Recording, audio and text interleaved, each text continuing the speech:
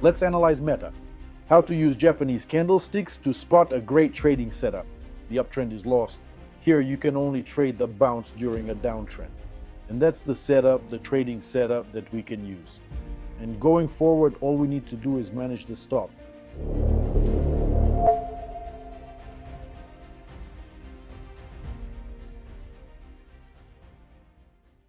Hello friends, you're on the Old Trader channel. Today we're going to analyze meta. We'll talk about the current trends in the stock, how to spot a trend reversal, and how to use Japanese candlesticks to find a great trading setup on a specific time frame. That's what we'll be discussing today, so make sure to watch the video until the end. At the end, we'll go over a trading setup for the stock with specific numbers. So friends, get comfortable and let's get started. So meta. Take a look, friends. First, let's check the higher time frames and we'll see that the trend in the stock has changed, and we'll discuss how to trade this instrument right now. Now look, starting from January 2023, we see an uptrend. Notice impulse correction, impulse correction, impulse correction, impulse correction. And now this is crucial, friends, so please pay close attention.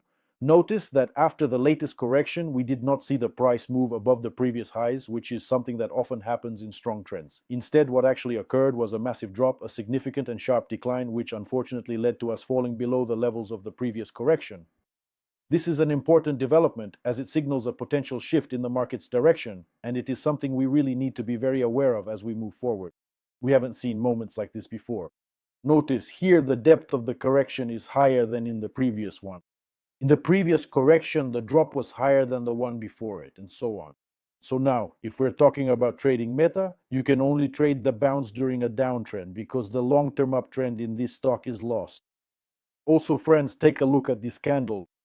This is a proper bearish candle, a proper short candle, which indicates that the current downtrend will likely continue. Take a look at this candle. This is the opposite story. Yes, here's a bullish candle, meaning a very good long candle, which tells us that after such a candle, we'll likely see the impulse continue upward, which is exactly what we saw. Nevertheless, we want to play this stock, open a position, and try to make a profit with meta. What do we need for that? We don't see any trading setups in the instrument right now if we're looking at the long-term time frame. So, take a look. Let's move to the medium-term time frame, the weekly chart, and see. Perhaps on the weekly time frame, we'll find a good trading setup using Japanese candlesticks to play the bounce, buying the stock in hopes of a recovery. Because let me remind you once again what I said at the beginning of this video.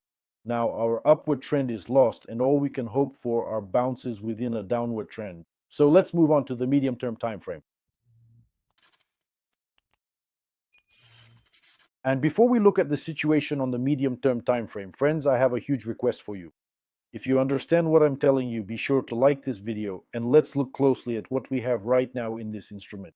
So after another upward bounce, we have the formation of a corrective movement on the weekly time frame. And pay attention here, my friends. Look very closely at the shape and size of the Japanese candlesticks. This is very important. Look, first we have a candle with a huge amplitude.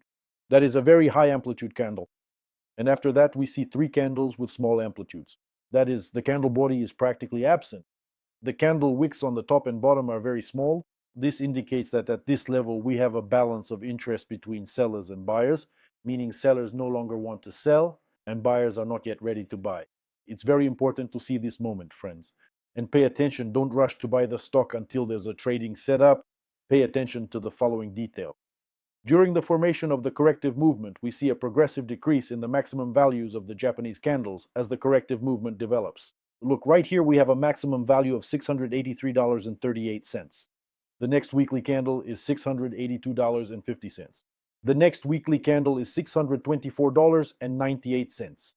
The next is $623.73, and the maximum value of the candle last week was $615.59. And look, friends, I'll say it again, an important point. Three candles where the candle body is practically absent, small candle wicks, the maximum values of the upper wicks are progressively decreasing, and only this week does a breakout occur. A breakout of the maximum values of the previous weekly candle. And this is the setup, the trading setup that we can use. So this must be clearly understood, meaning don't try to buy the stock earlier until a good, clear trading setup has emerged. So buy the stock only at the moment when you see a trading setup forming and can make a trading decision. At the moment of making a trading decision, you must determine the stop loss level. In this case, with the breakout of the maximum values of last week's candle, let me remind you again, the level of $615.59, the stop is located right below the minimum values of last week's candle, $594.81. The position is open, and for next week, our stop loss level will move to the level of, let's see, $605.30. That's all, friends. And from now on, all we need to do is work with the stop. Why? Because after opening a position, we can only close it with a stop.